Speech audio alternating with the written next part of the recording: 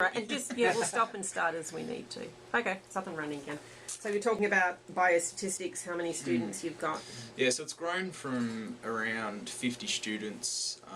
Last semester we had 140, and this semester it's sitting at around 100. So it's pretty healthy enrolments. I'm the only lecturer on the course, And so it's I fully manage online? everything. Yes, fully online. And that's been a particular challenge with the course because traditionally the students, they're postgraduate students, a lot of them are international, and they typically come from countries where I guess more traditional forms of education are quite common, so technology integration is not a really large component of what they're used to. So the online course it can be very intimidating for them.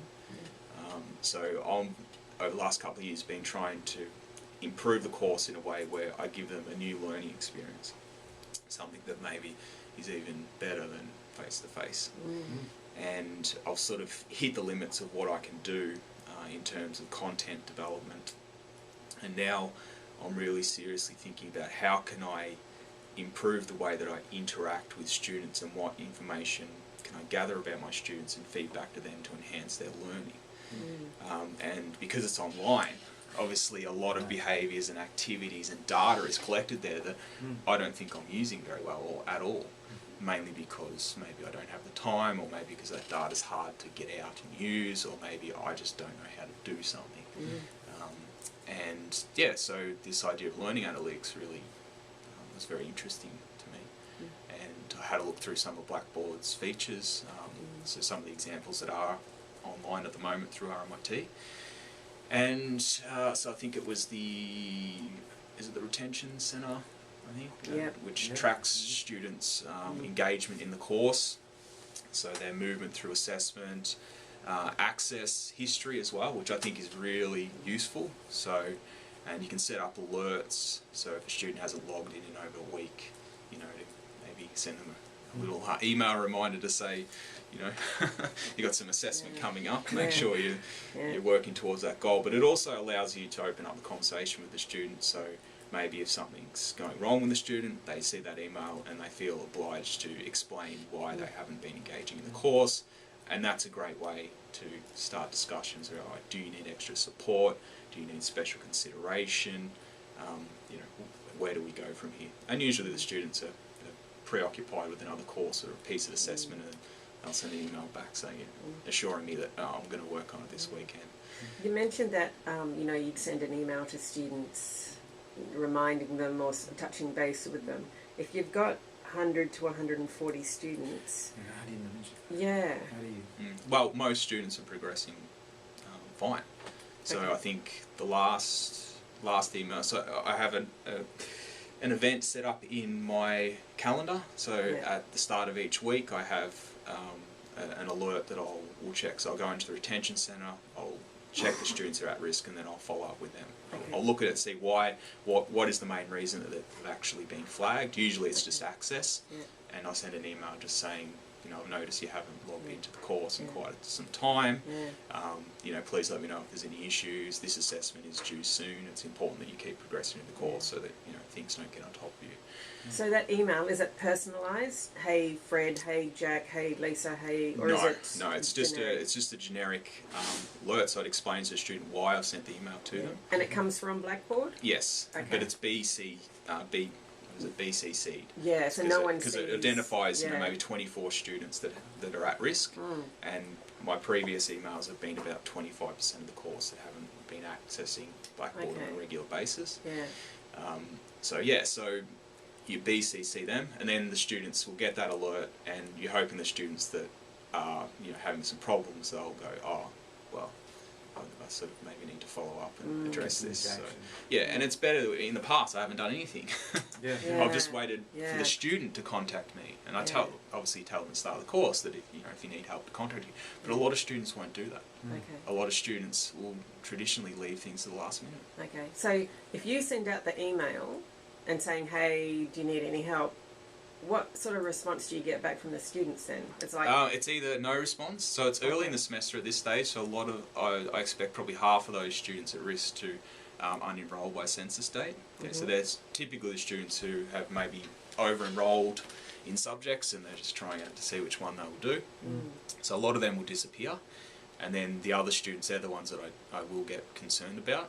But it's early in the semester, so a lot of these students are maybe have enrolled and preoccupied, maybe haven't sort of fully engaged in the semester to start with. Yep. But it's going to be interesting to see how things change as larger assessment approaches. I'm pretty interested to see how the system works. And what do you expect when the big assignment comes? Do you think that then people who are going to drop off will disappear straight away? I think what I'm going to see is that the retention centre will start flagging a lot less people, because they'll be seen to have been, I guess, logging into the course to frantically do that assessment.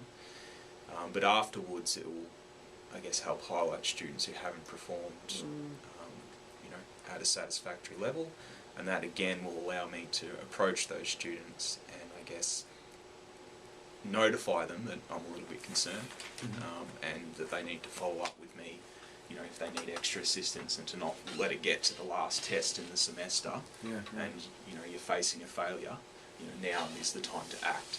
And in the past, I haven't really done that, and you always have a handful of students at the end of each semester emailing you or coming to see you panicking because they realise that their performance hasn't been up to scratch. So I think this weekly email alerts will draw students' attention to the fact that we are noticing things aren't going as we would like. So now is the time to act.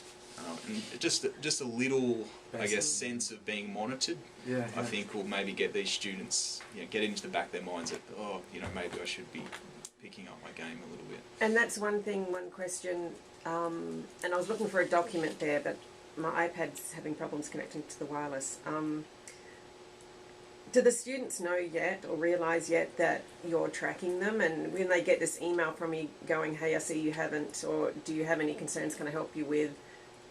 Has any of them come back to you sort of and said, hey, you can see when I've logged in, or did you know I've logged in? No, not yet. Out of the 24 students that I might have emailed, you'll typically only get responses from 4 or 5, with explanations about, I enrolled in the course late, and I've been, really pressured by the other subjects at the moment, but this weekend I'm going to catch up. So there's been no concerns that I'm monitoring. I think it's assumed because it's an online course. The students do have an understanding that that information, that data, is being gathered. Also in my projects, so I have a large project that's worth 40%, and they have to conduct their own online virtual experimental scientific study. They do that, they plan the study in groups and do the data collection in groups, and then there's individual write-up. But when they're collecting the data, the system that we use, it's an online virtual environment, and I notify the students that from that environment I can see everything that you've clicked on. Okay, so, and that's just for an authenticity perspective. So, I will know if the students have made up data, basically, because I can check their logs. Their logs don't match the data that they gathered. I instantly know that it's not authentic. And I do warn them of that, and that's purely from an assessment and plagiarism, academic conduct perspective, that we are monitoring you. Yeah, do you know how they feel about that? Or you just don't get any comments, it's just like you say they expect it, and this is just... No, I mean, if it was a face-to-face course in an exam, you've got people monitoring you with the eyes, whereas this is an online course. So the way I monitor you is your behaviour online. Do you think they understand the extent to which you can kind of monitor them in terms of, Well, it's there. It's written for the project. There's a specific statement that says that we can see everything that you do in this online environment. So they're warned of it. How many students read that? I'm not entirely sure. And I think to date I've only had one student that's tried to fabricate data. And I've also had a couple of students that have actually written up their report explaining the experiment this way, but then when you actually have a look at their logs, you can see that that's not how they conducted the experiment. Say, for example, you have a cup of coffee and they want to know, does that coffee improve their maths test performance in a randomised experiment? So coffee, consuming coffee, you have to wait a certain amount of time for that coffee to be absorbed and exert, or caffeine to exert an impact on your central nervous system. What time frame is that? I think the literature says around half an hour, Really? 40 minutes. So in the proposal, I get the students to actually state that. So with this, with the logs of the students' behaviour, I can actually see when they clicked to give the coffee to the virtual participant and when they clicked to do the maths test. And this student that I had, this student that I had was only waiting a minute, or not even a minute. He was basically waiting for them to drink the coffee, which takes about a minute of time, and then bang, straight to the maths test for all of their subjects. And I called, like, that information was there. I could see that he had there was a mismatch between what he said that he'd done in the experiment and what was actually done on the island, and he tried to hide that fact. If he had said that he waited a minute, okay, I probably would have been less harsh in terms of the feedback that I gave him, because I was quite assertive with the students, saying you haven't conducted the experiment correctly, okay, and you can't reward that. It's good to have that feedback though, isn't it? Then you can see straight away exactly what's kind of happening and see where the problem lies, because you can monitor it so easily. Exactly right. And we, particularly with online learning, we do have a lot of concerns around I guess authenticity, and it's systems like this that we can actually monitor student behaviour. And if something as complex as a project, it's very unlikely that they're going to get other people to do it for them, because who would do that? Because it is such a complex and involved process. So and having that monitoring there is incredibly handy. And your students in this course, are they based in Australia? Yes, they're typically onshore students, international onshore. Okay. But I do usually have a couple of students who are travelling overseas while the course is on. Not a lot. Okay. And it's something that, I hope we can, as the universities changes, hopefully the new Vice Chancellor, there is going to be a push for more flexibility in the programs, so that students will be able to go offshore and maybe do a course overseas, but then still be enrolled in finishing their courses online at RMIT. Yeah, it makes sense. It's something that the universities and also all of the Australian universities are trying to increase global mobility. But a lot of the reason I think that students don't take up that as off is because it does impact their onshore course delivery. So the online delivery is a really great way to get around that. But we still need to ensure that we're maintaining, I guess, the academic integrity. And the quality, I guess, as well, and the transference of one course back to the home campus, you know what I mean, or the home university.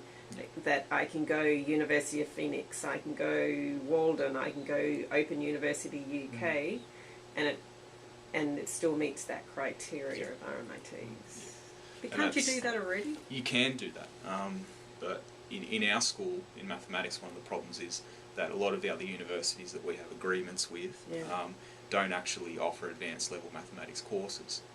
So it's very hard for them to travel overseas and get a course that contribute to their program. Well, why can't they do a course? This is me just thinking out loud. Why can't they do a course online from another university and transfer it across? Like if I want to do an online course from Brown or Harvard, which they can. But the idea is that we want to send students offshore. So that physically offshore, so that they can actually develop networks in other countries, which will obviously be great for our country in terms of employment and sending Australians out into the world. So that's what the government wants to do. So the online delivery, I guess, will enable those students to be more globally mobile while still contributing towards their grades in their onshore components. So that's what I want to do in this course, and it is set up in a way where it can be studied anywhere now, assuming you have an internet connection, Yeah, a reliable internet connection. Beautiful, yeah. So all the software, we originally had software issues. There used to be a textbook with the course, Yeah. and the textbook, if you're in the UK, you can only get the UK version, and all the exercise numbers, page numbers are all out of whack. So you're trying to communicate with these students about, look at this page, this section, do this exercise activity, and they're saying, Okay. I need to check which one's which because we've got different numbers, and it was creating all these nightmares. Right. So I got rid of the textbook, What are you using now instead? my own online notes Okay. through Google Sites. So I developed a Google Site course, Okay. and that's been great. My what was it? The overall satisfaction of the course jumped 20% the semester. When you I got changed rid of it. the textbook. Yeah. Oh, when you go, It's a okay. So you got dramatic improvement. you got rid of the textbook and then you changed, or you got rid of the textbook, changed all at the same time. Yeah. So So was it textbook that Textbook, jumped, or was semester. it the Google site um, that made it jump? yeah. So I had to have the Google Site done to get rid of the textbook.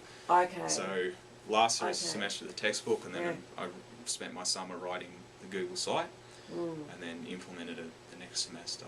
yeah. And yeah, And so is it just kind of your basic notes of what's going, like lesson by lesson, or is it?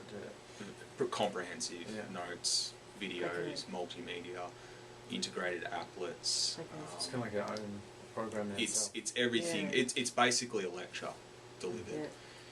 Yeah. Not as a video recording. I don't Yeah. believe that we should be using online videos to deliver lectures. I mean, Yeah. it's still just a lecture.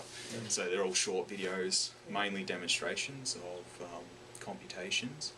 So if a student needs to calculate a mean in SPSS, there's a video showing, right, how do I do that in SPSS? Okay. So and that was very important to me that the notes were integrated with the technology use as well, because there's no point separating that in statistics anymore. Are you, if you're using your Google site, are you tracking or using any of the analytics? Yes, In so Google? this is very interesting. So with RMIT, we don't appear to have access to their analytics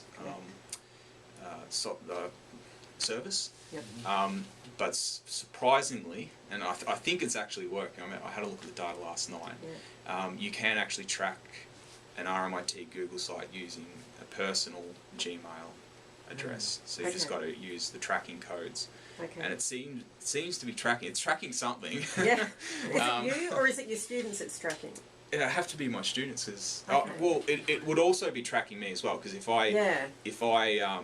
access the Google site, then it views that as a session. Okay. Okay, but obviously my inclusion in there wouldn't be that great. Yeah. So the reason that I'm tracking at this stage is I want to understand when my students are actually studying the course content, Oh, yeah. because this is an online postgraduate biostatistics course. So postgraduate students are really interesting people. They're typically got a job, Yep. so their hours are really unusual, and they're usually up to all hours of the morning studying for the course. So they're very highly motivated students, generally very resilient, and yeah. So my view is that a traditional brick and mortar university doesn't cater these students very well to their study habits, and I think online learning offers the best way to overcome that. I agree. Flexible way of I don't know how else. education. I work full time. I have 2 small children. There's no way I can commit myself to 5 to 9 sessions on a No. Tuesday and Thursday And night. these students can't as well. No. Although when they come into the course, they still do have this expectation that there's going to be online lectures or something that they have to log into and watch. Yeah. But I'm pretty quick to dispel that, and to sort of say that anything that we do in this course will be available to you at any time. So even if we do have some sort of face-to-face session, we had our first recorded Google Hangout session the other day. Oh, yeah. I think I had about 15 students logged in online, and about another 6 students here in this office area.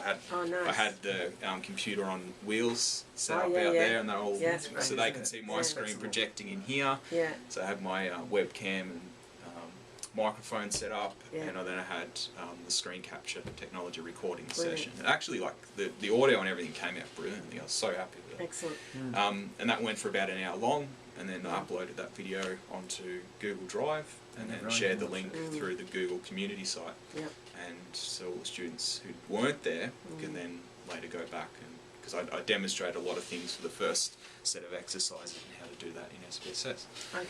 So, yeah, that's flexible and now that's viewable. Yeah. Nobody's missed out. Yeah. I mean, they didn't have the opportunity to sit in there and ask questions, but I guess you're relying on your peers to ask the right questions during that time. But they can always get back to you via email and Yeah. say, And look, with each other as well, can't Yeah. we? To have that, to kind of share the information and Yeah, so the Google Yeah. site's there, so if they have any follow-up questions, they can just make another post. Yeah, so the Google the the Google analytics apps part, that we yeah. have is just incredible, but I don't think we're utilising them very well. Like why can't we track our Google sites within the university through Google Analytics? So what information are you capturing and kind of what are you doing with, like, how are you making it meaningful? At this stage, it's very, very simple. I just want to use the information to understand when my students are accessing Okay. the site. And when are they accessing it? Their study habits. 11 o'clock at Surprisingly, night, there's or- a large group of students who are accessing it 9 to 5, Yep. but there's an equally large number of students who are accessing it all the way up to about midnight. Yeah. And some students in 1, 2 o'clock in the morning, and then it will drop off. So they are getting some sleep, which is Yeah. great. Yeah. And then it'll sort of spike up very early in the morning as well. It's Sort of see a fascinating little bit of a kick up. insight into study habits and what people, you know. Originally, Yeah. like I had this survey that the students Yeah. filled out, and it was like a really tedious survey to fill out, and also to analyse and present back to the students. Yeah. Whereas this analytics, it shows They don't have it's to just complete the tracking survey, do who's they? who's Yeah. logging into the Yeah. site. Makes it easy for everyone, and, Yeah. and it's accurate. Like it's Yeah. going to be Yeah, giving well, accurate. You know, the data's quite complex because it all comes down to how do you define a session, and I do have some anomalies in the data. So one day I had 288 sessions, just in this Friday night at 6 o'clock in the morning. I can't explain it. Okay. The regular session, regular sessions per hour is generally, you know, maybe 15, 20 max. So I Okay. just have this anomaly, 280, 6 o'clock Friday morning. Okay. So so- the data's not, I don't know how clean it is. I think it's I guess I that's think the it's problem, clean isn't it? enough to draw some the conclusions that I need to draw.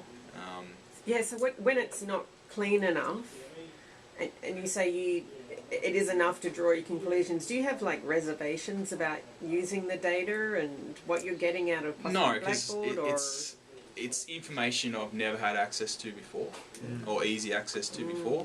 and it's easy, I is it? understand. Yeah, it's very easy to get. You basically just put in a query into the analytics service, specify the date window that you're looking at, Yeah. and then it'll present it in the actual analytics. So you don't even have to take the data out. But I want to take the data out and show the students, like, this is what you guys are doing. So you do show the students. So what do they think Yeah, of of that? course. I haven't. Well, I looked at it last night. Okay. But I didn't actually finish the plot, so I'm just going to show Okay. them some box plots so it relates Yeah. back to the content that they're learning Yeah. in Module 1. How are you going to show them? You're just going to do a Google Online. Hangout session, or are you going No, it'll be to... an online graph that they can go in and click on and integrate. So I use a service called Plotly.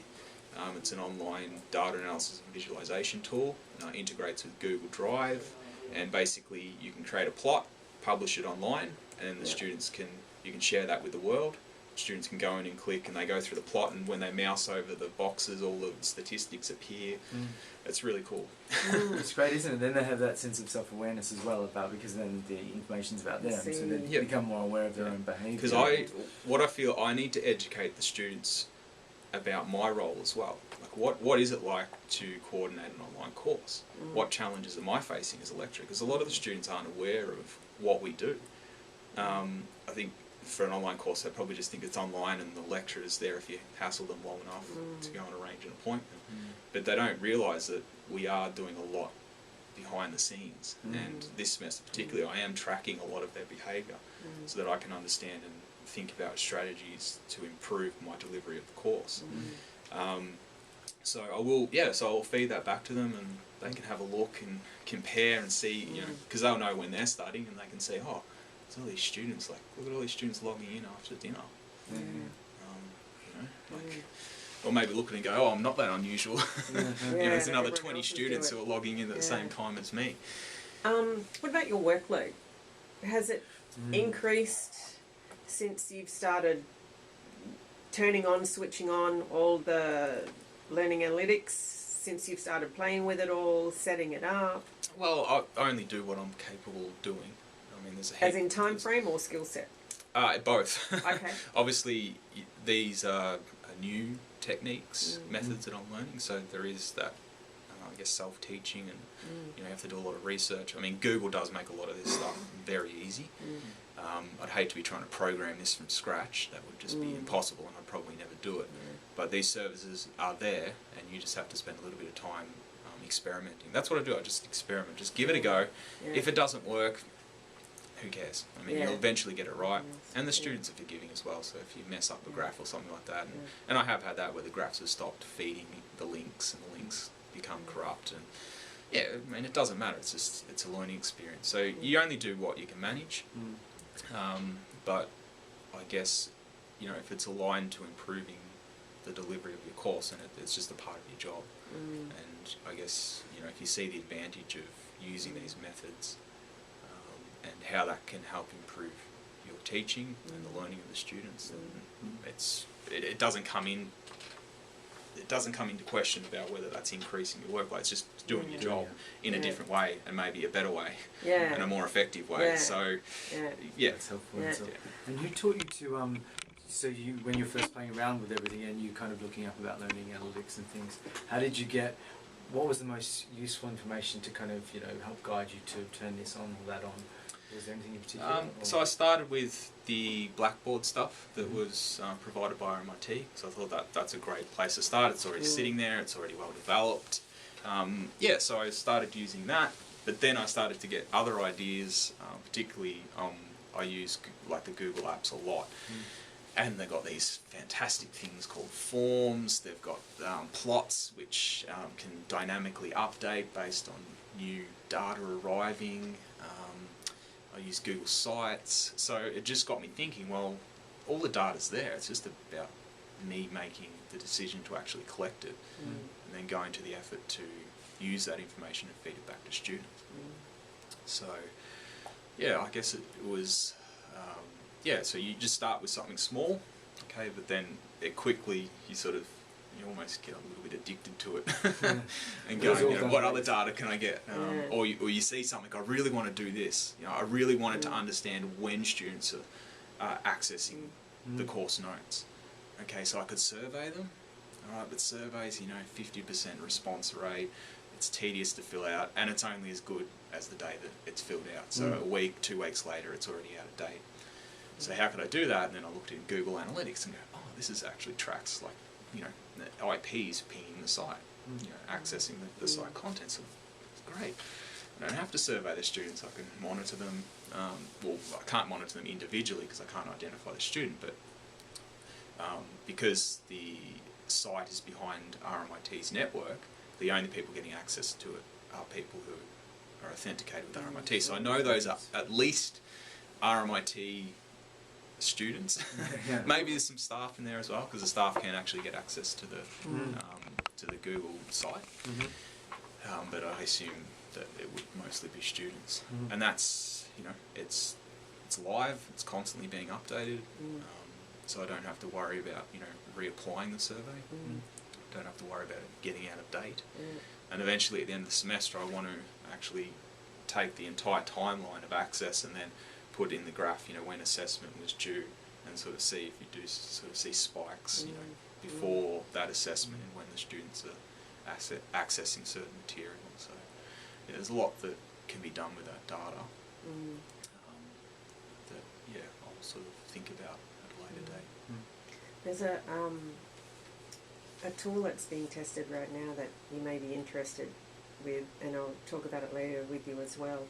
It's called Blue Pulse. Have you used it? No. Seen it? Okay, it's an online automatic instant feedback tool.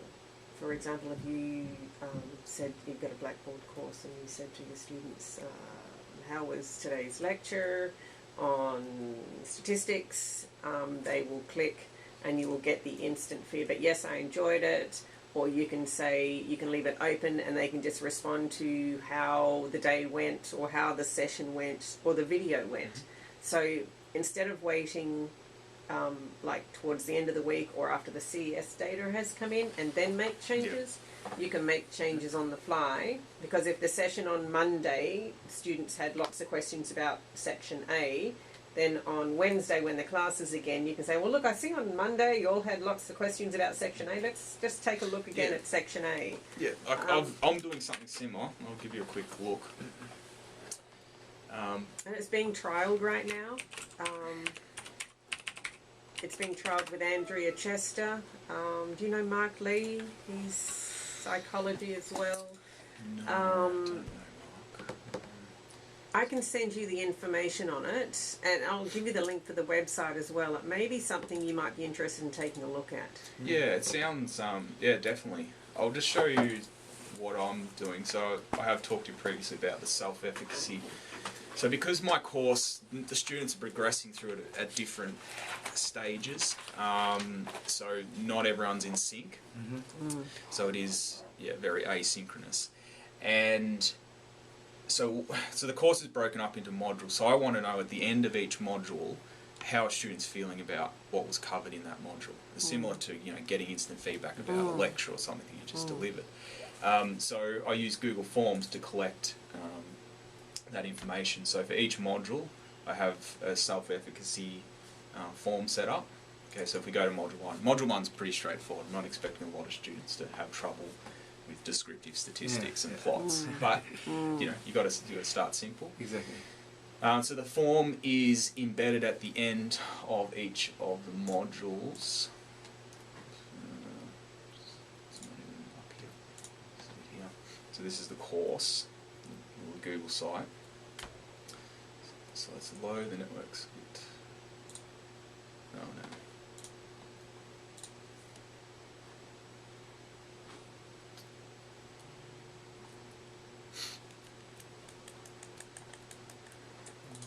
There it is.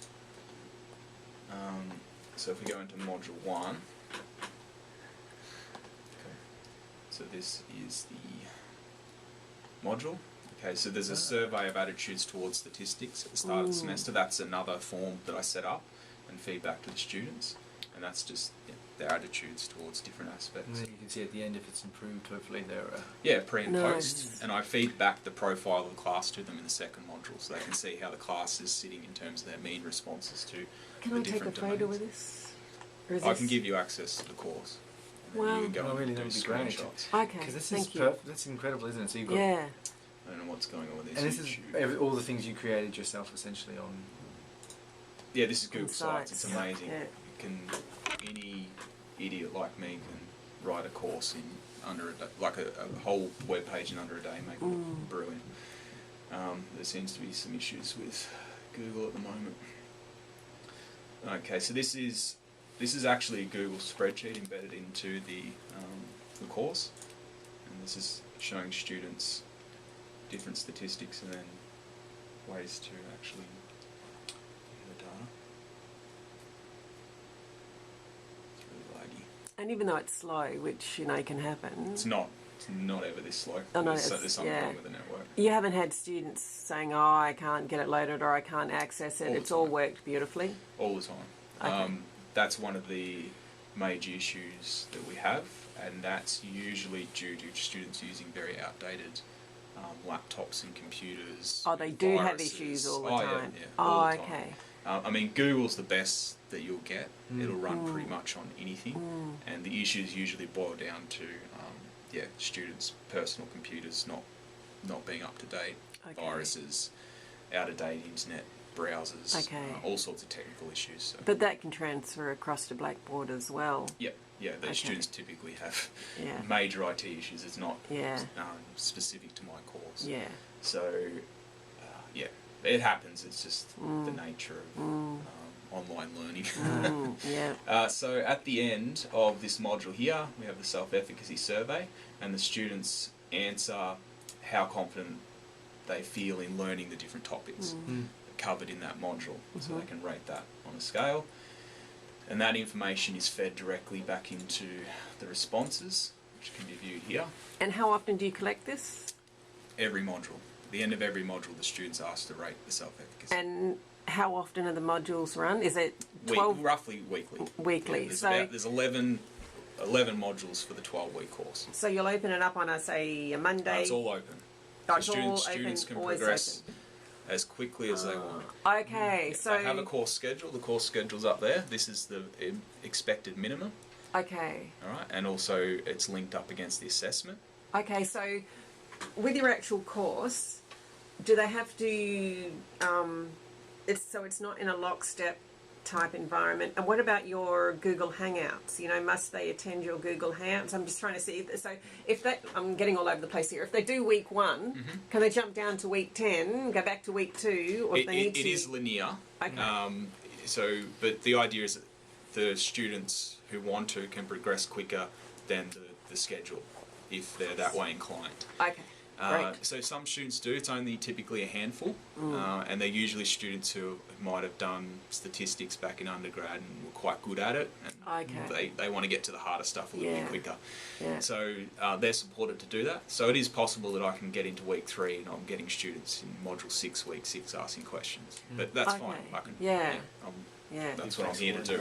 Here to help you. Yeah. But the students typically will be a little bit behind the schedule just because that's the schedule. If Yeah. I advanced it 2 weeks, they'd always be a little bit behind that as well. Okay, It's yeah. just the No, way they do things. Yeah. Now you can easily tell which parts, you know, more difficult. Say if there's things need. Oh, more that's time the to start. exact idea. I want to know where are the students, Yes. and typically students who are very reluctant to explain to me where they're having difficulties, and also students are really poor at actually explaining where their difficulties are. You know, you get a question like, I don't understand this question. And then you have to ask questions saying, why do you think you don't understand this question? And it's really hard for them to elicit, all right, what don't I understand? Where is my knowledge gap? So this hopefully allows them to reflect upon, all right, exactly what am I not understanding? Or what do I think I'm going to have trouble learning at this stage after going, you know, reading through the notes and going through the examples. So they complete this before they actually do the exercises. So based on the course schedule, I can go at the end of module 1, just before the assessment, I can go into it, I can check, all right, were there any major problems with any of the concepts? And then I can make a decision, all right, maybe I go online and do a quick hangout demonstration, you know, go through a worked example and show them, you know, what they're expected to be able to do. But the forms, where is this here?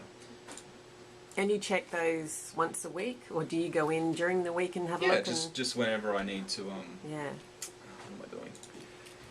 I need to view summary. And how do you think other staff would they find this kind of stuff easy to do and implement if it's already kind of implemented and things? Do you think they'd find it easy to do? Is it kind of I could show intuitive? someone in 5 minutes how to do this. Okay, but your level of expertise. No, this is easy. This is really easy. Oh, I know, but still, your level of expertise is here. If you had someone who is not familiar with online learning, hadn't really gone into Blackboard before, hadn't set up a Google site before, is not technically savvy. Yeah, so I assume you're reasonably familiar with Google Apps. Yep. If you're reasonably familiar with Google Apps, I could show you how to do this in 5 minutes. So you get a basic form embedded into almost anything in a very short amount of time. Okay. Okay, so Google is still having some problems here. Oh, here we go. All right, so this is what the students have access to this. They can view this immediately after filling out their responses. Yeah. Can you track the students going in, and do you know if the students actually go in and look It's at it? anonymous at this stage because I don't want Yeah. the students feeling that I'm tracking their specific responses. Okay. I could quite easily make this identifiable. Okay. I just put in a requirement that whenever the data's entered, it tracks their student number. Okay, but can you tell how many people have, or how many students have gone in, not knowing who has gone in? Can you see? I mean, having done this and set this up, have you had enough students go in and take a look at it to make this worthwhile I don't know. for students? I can't tell if a student has actually looked at it in terms of the summary responses.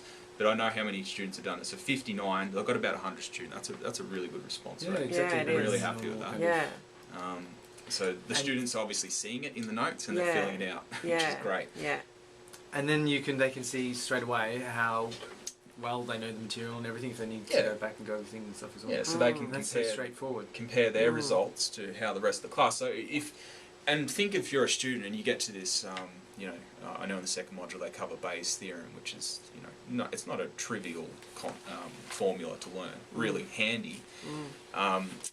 And you can sort of see, so if a student's really not confident of that, just going in and saying, oh, I'm not the only one, it can be quite reassuring. And then they can go, oh, well, maybe we can go to James and ask him to give us some more guidance on the topic. But you can see here all these distributions are quite skewed towards high confidence, which is, we're expecting to see that because these are really introductory. Okay. The first module's very gentle. Right. Okay, so Easy, I think the worst item here is the stem and leaf plot, surprisingly, because we don't use stem and leaf plots in scientific communication anymore. It's a real introductory topic, and it's just to get students familiar with linking data to graphical displays. So I've actually had a lot of questions about that in my Google community site, and I've also promised the students that we'll sort of follow up with some extra notes before the first test as well, so they can get a little bit more practice with working out those problems. So if you've got Blackboard and you've got Google, you've got all your documentation, resources and everything in Google. What are you doing in Blackboard? Assessment. Purely assessment, and that's it? Yeah, because it's obviously has, it's backed up, it's secure, it's what the university endorses. So basically Blackboard's sitting as the gateway to the course content. Okay, and also managing the assessment. All of the assessment projects, exercises and tests are all delivered through Blackboard. So if you're just using Blackboard for the assessment items, you're tracking in Google the time that they log on, the day when they last. Yeah, so that and you're access using to the all of course Google notes. for the analytics and not so much Blackboard, right? But I'll use Blackboard analytics to track when students are actually accessing assessment. Okay. Yeah, so it's not ideal, but there's certain things Google can't do and probably won't ever do. Just but because. it works for you, obviously. Yeah. Yeah. Do you know any other staff who use similar things like this, or not really? No, I don't want to meet them. That's the thing. If you could. So what happened in my school, I was someone who really pushed the online course development side of things, and then our school made a commitment to flexible delivery, so increasing the number of courses that can offer flexible delivery, and that they used what I'd done in biostatistics as an exemplar of how the school needs to move to an online presence. So that's what I mean. It's sort of, it's hard being the first person to do things. I invested a lot of time into improving this course, and then afterwards, after school made the commitment, they got actual people to come in and help other lecturers do it. So Who were those people who came in?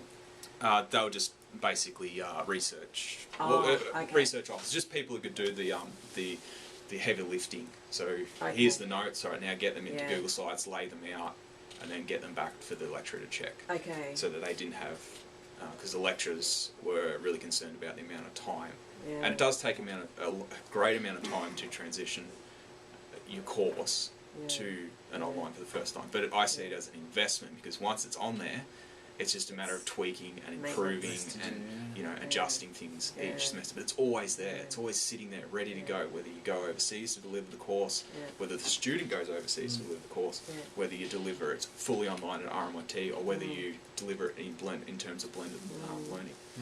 I think that there are individuals like yourself who may be doing stuff.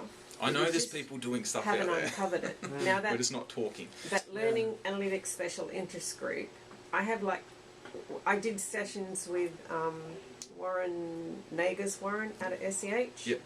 And we started gathering names. I have 70 names so far on this list that are all interested in this stuff. And so I'm just trying to think here. Interest or apply. That's what I don't know.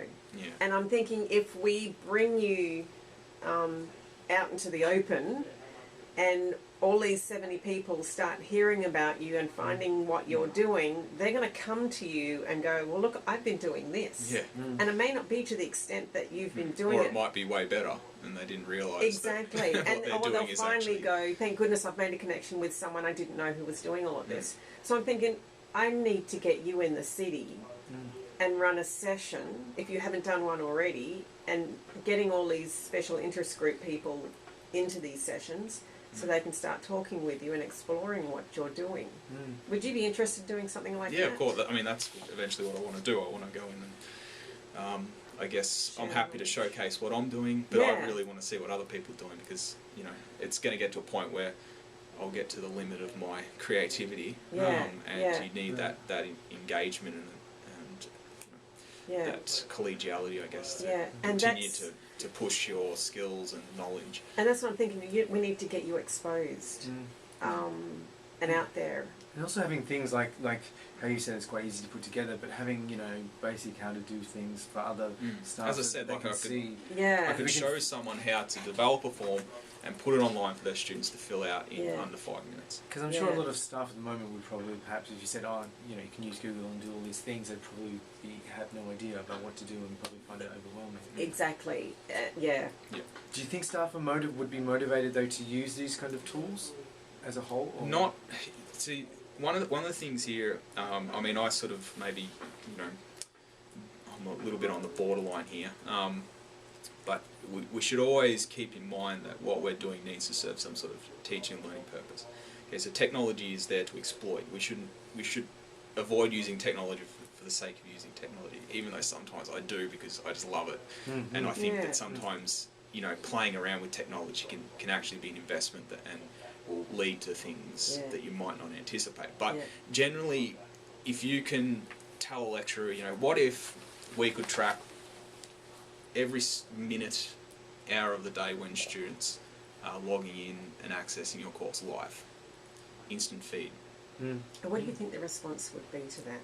What If do you they think need academic- that information, they're going to go, how can I do it? Okay, but the Okay. thing is, they've got to need it. It's got to solve some sort of problem. Give them some sort of insight that they might not even need. They know, but didn't Yeah. realise that it's now a possibility. To make it a motivation for that. Yes. You know, See, we're talking about a focus group. Mm. Peter came up with the idea of, you know, as part of the LTIF, because we're still figuring out, you know, what our focus questions are going to be, is that if we got a focus group together and we asked them, what do you need from learning analytics? And they may not know what they don't know. You know what I mean? Do you need to know when they logged in? Do you need to know what resources they're using? Do you need to know when they've attended? Or do you need to know if they haven't logged in at all, what do you do then? That sort of stuff. We're talking about bringing together a group of people to try and exactly figure out what's that need that you're talking about, what's in it for me, that WIFM, for them to actually go ahead and use that. Because if you could like develop just like a massive list of, you know, things or I guess teaching and learning applications. So for example, in my case, you know, very very simple examples, but you know, when are your students accessing course material? You could sort would of that be say- something academics would want to know? Yes. Well, particularly in online learning, that's something that I Yeah. definitely want to know because I need to understand how to best support my students. So now, because I know a lot of students are accessing it at those hours, then I am sort of considering, well, how can I support those students who are studying, you know, at those unusual times? Yeah. And that might just be a simple case of ensuring that maybe a couple of times a week I do go on, you know, after dinner to make sure that I'm, you know, answering their Yeah. questions, Now so that you have- they don't have to wait until the following day to get a response. And that can be factored into my workload. Yeah. I can discuss that with my manager and say, Yeah. listen, you know, I have online postgraduate students, so Yeah. I might not be coming early in the morning. Yeah. Okay? And your managers go, it's fine, as long as you keep the Yeah. students happy, you Yeah. can work whenever you want. So you're comfortable setting up those parameters which allow you to possibly check in on a Sunday morning or check in on a Saturday evening. Yeah. You know what I Well, mean? the reality of an academic job is that we all work weekends. And anyone who isn't probably isn't going to get promoted anytime soon. Yeah. It is a very demanding job, and particularly when you're teaching, you know, because that teaching is taking up a whole chunk of your time during the week, is that you do find that your research and publications thing do get sort of pushed to the weekend, which is really sad. But it's usually only during teaching periods. But you know, you do need to think of, well, in my case with the online learning, and knowing that the students are going to need support of a night time, maybe more so than they do during the day, then I can discuss that with my manager and come, you know, we can come to agreement that, you know, maybe I don't need to come in early in the morning. Do you this is not quite analytics, but do you let your students know that, look, I'm available between 9 to 5, Monday to Friday, not available Saturday, Sunday, you'll No. hear a response in 24 hours? One policy in my course, as you said, that you will be pretty much guaranteed a response in no more than 24 hours. Okay. Usually instantly. So and that's why I've moved to the Google community, so that's like a Google Plus service, because those posts come directly and sit in my inbox, or folder, so that, and I can actually reply through my email and then post that back to the discussion board, so I don't have to go into Blackboard. Because Blackboard, I know some people say you can set up alerts through the email system. I haven't figured out how to do that at RMIT. If it's there, it's hidden really well. But I used to have to log in maybe 3 or 4 times a day to the Blackboard, only to discover that nobody's posted on the discussion forum. That's a couple of minutes of my day when I could have been answering a few emails. So that you add that up over a semester, that's a lot of wasted time of clicking and entering your credentials, only to discover that your attention wasn't needed. So I've got all my students now. I require them to be on Google, on the Google Community Service, so they have to opt in to that at RMIT. It's not a default service that the RMIT apps covers for students. There are some privacy issues around that. I have, last semester when I was trialling the service, I did have students express some concerns about I'm not really happy with social media, but I sort of reassure them that it only knows what you feed into it. So if you use it only to engage in this Google community, and the Google community at RMIT is hidden, so it's hidden behind RMIT's network, so no one from the public can actually see what happens in the community website.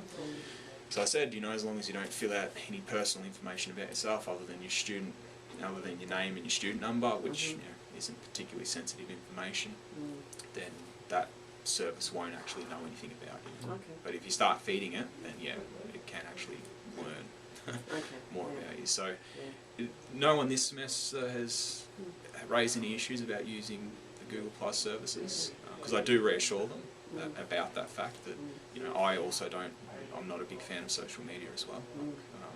Facebook and Twitter and things like that, I try to avoid it as much as I can.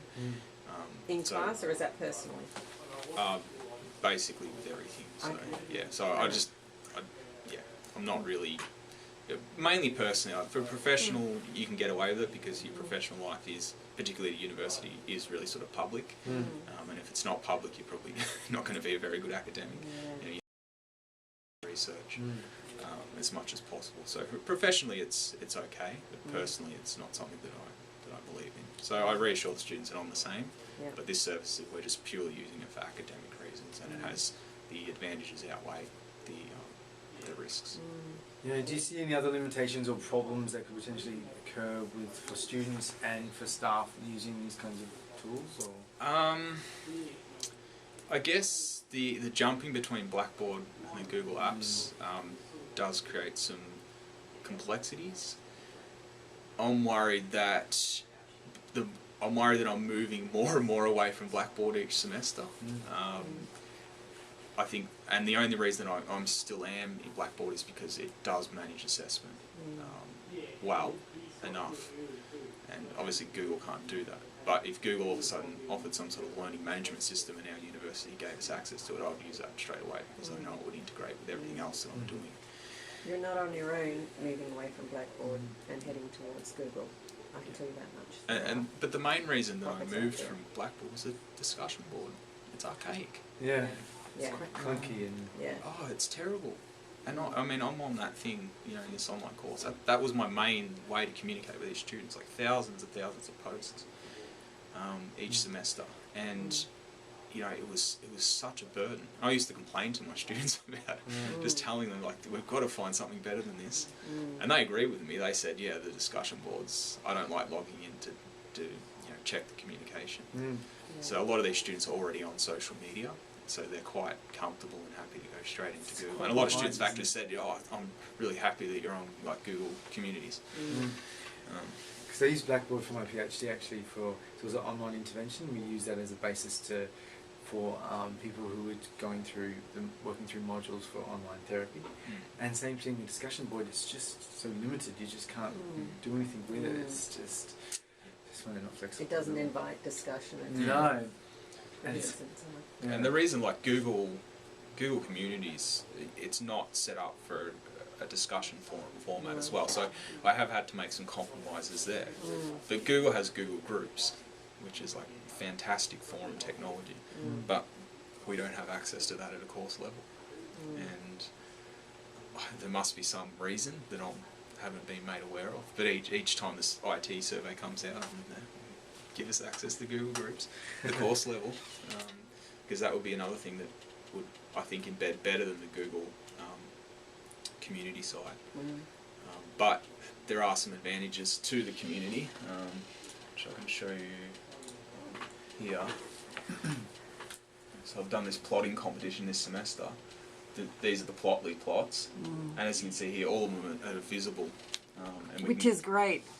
And I'm not here to, to rip off Blackboard, but you can see that right there. So it's clean. front and center, and yeah, whereas to do this in Blackboard, I'd have to get all the students to submit their links to their plots and then list the links in a page. Whereas this, and all the students can see each other, all the other students' it's right submissions. there. So, and the idea of this is that once all the students have finished submitting their plots, these are their submissions here, that the students will then go and vote for the best one. Nice. And the student who gets the most Google pluses on their plot, and the one that I agree with. Yeah, a badge. Are we talking a badge here? Well, the prize hasn't been discussed. But what I'm going to try is I'm going to try and get their graph actually put on the front page of Plotly, because I know the Plotly people. Oh, and nice. as a prize, and say your plot is going to be visible to the world Brilliant. for a brief period of time. So I think very nice. That is. And there's nice some great ones in here already. Incentive. But if we click on an interesting one. I don't think I clicked on that. Oh, this is Plotly. It's online, and you can see that it's interactive. Oh wow. So students, they have to find an interesting data set from the internet and then convert that to an online plot. Yeah. So this student here, they haven't cited their data source. Okay, so they'll get stuff like this. So there's like assessment instructions, and one of the requirements this student here should have probably put somewhere in the x-axis the actual just link to where they got this data, so that I can just go and check it quickly. It's just got me looking at I see it's suicides in Australia. I'm now looking at the colours, you know what I mean, and the age group. And if we want to look at the it's just, and it's actually making me get off track from what we're talking about and looking at, you know what I mean? So engaged. It's I'm thinking, wow. So this is actually it's a very well displayed plot. It is. It's very nicely done. There's very a few clear. issues. They should have brought this back down to 0 on the y-axis, but it's very very clear. readable, for a layman just to look at it and get an understanding. So all this data that you're getting from all the different students in terms of, so not this, but in terms of what they're doing and all that kind of stuff, because I just wonder what you can do with that. Obviously you get instant feedback for courses and stuff, but in terms of showing the usefulness of programs and stuff, about what you could do with it in terms of, say for our project, but just in general as well, like to show how useful it is, if that makes sense, to attracting students and things. I don't know if you have any suggestions about all this. So usefulness from the academics perspective. Yeah. Well, I guess it just comes down to how engaged in teaching and learning they are. I mean, the people who are very passionate about their courses will instantly see the benefit in little activities like this, and they might have something that they've always wanted to do but not entirely sure about how that data could be collected. But there's just, I guess, a lot of other people who just won't sort of be interested. But if you get those people who are really engaged in teaching and learning and give them some ideas, I think that will be a huge. Yeah, well, that's the goal. That's I think. that focus group again, trying to delve down into, drill down, what exactly. Yeah, but also like focus groups on, dealing with a particular problem. Like retention. Yeah. Retention. Okay, so how can we improve course retention? Do you think academics are interested in that? Retention? The day-to-day coalface. Yeah.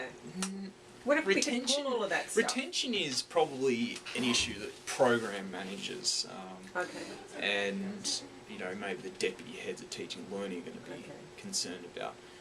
See, I look at retention in terms of a lot of your students that enrol are going to unenroll before the census date. Okay, so we can't count them. It's just, that's natural. It's usually not anything to do with your course. Sometimes it might be. They might get put off it. It didn't meet their expectations. They don't enrol. But retention to me is, I just want any student who is capable of passing my course should pass my course. Okay. Students who haven't engaged, all right, in the course, haven't met the minimum requirements, then I should be able to fail them. It's not about bumping everyone up. That's not retention. Retention is ensuring that the students who do engage, do the assessment, and put in, and are capable of passing, they pass the course. So, I guess understanding why students fail is very important to understand, and then if you know why they're going to fail, then you can make sure that you put in checks for those behaviours. And then, I guess, from an academic perspective, I would want to know that whatever we're doing from an learning analytics perspective is actually going to identify and give us a chance to intervene with those students. So you know how you said right at the beginning, you talked about how you check in with the student and you've got that alert. Do you use that alert for those who haven't logged into the course, or those that, and do you contact them and say, hey, I see you haven't logged in? Yes. Is that a form of retention? Because no. you're checking in with them, making sure that they're okay, that they don't have any tech issues. Well, I guess the assumption there is that if I'm not on top of them about logging in, engaging the course, then maybe they'll eventually just drop out or fail. So we are making some assumptions that these behaviours are linked to, non-success in the course. So that's what I'm saying, is that I need to know, are the behaviours that I'm tracking in my students, do they actually tell me about something about whether the student is going to be retained? So further down the track, when you run this course again and again and again, are you going to start predicting, be able to predict? That's something that I think we need to do research around. I'm certain there has been a lot of research done on what predicts students passing courses or dropping out of online courses. So I guess the first step would be to look at that literature and then see if we can actually get access to that data and then use that data for that purpose. I know in a previous meeting I was asking the question about the retention centre and the thresholds that they set by default. Are they actually based on anything? Because I'm sort of just using the default ones because they seem reasonable. But they're set up by Blackboard. It's going to be right. So I think they use 4 criteria. So there's course activity, which I'm not sure what that actually is. I assume it's got to do with whether a student's posting on the discussion board, clicking between links, pages. But the thing is, because I divert all my students off to Google, you don't. All my students are at risk according to that criteria, so I had to turn that one off. And so what I look at is assessment, but very little assessment starts week 3. So assessment is only in the very early stages, so that's not a good indicator at this stage. I'll get a little bit more information by mid-semester when after they complete the test 1. I'm looking, so it's assessment, performance, so assessment performance, whether they've missed any due dates. Okay, so setting up your course to have all the correct due dates, and that's a big task, particularly if you've got a lot of assessment, a lot of individual pieces of assessment like me. So there's a lot of preparation to set the retention centre up correctly. And then students' access, which I think is probably the most useful early in the courses. Have they actually logged in at all? Or have they logged in and then not come back after a week? Because that's not good, because within that week they should be doing something. They should be starting to complete the exercises. So are you tracking that part? Yes, that's all. Blackboard will track for the whole semester. Right. But Assuming of course you you're have not using tracking it activated. because you're in Google. And this is one of the problems with Blackboard at this stage, is that if I want to get that data, I have to extract a report. It's not live. Yeah. It's not instant. Right, so you have to go in and you have to specify the date. These are the indicators that I want to track. These areas I want to track, and then you download this PDF document with the report. Okay, it's not a dashboard that I can quickly go into and just click down menus and produce my own report on the fly. So that's one of the drawbacks. Blackboard, all the data's there. Getting it out is not easy, and I think that's something that I might be able to, I guess, explore and looking at ways how is data extracted from Blackboard and whether that can be extracted in a consistent format, which I assume it does, and then whether I can develop tools for other academics that they can simply just spit their data into this folder and then have a program that will just grab that data and then actually present it to the That's the problem, isn't it, with all of this, that all the capabilities are there, but the usability and stuff's not. And so getting people to you use should it's see gonna it. be The retention centre's good. It does start to track that behaviour and summarise it for you. But if you want really in-depth, a week by week analysis, the reports that are produced by Blackboard are quite intimidating almost. With David McLean? No. Have you met him before? Spoke with him before? I think He was invited to the meeting. He was working with Gary Allen.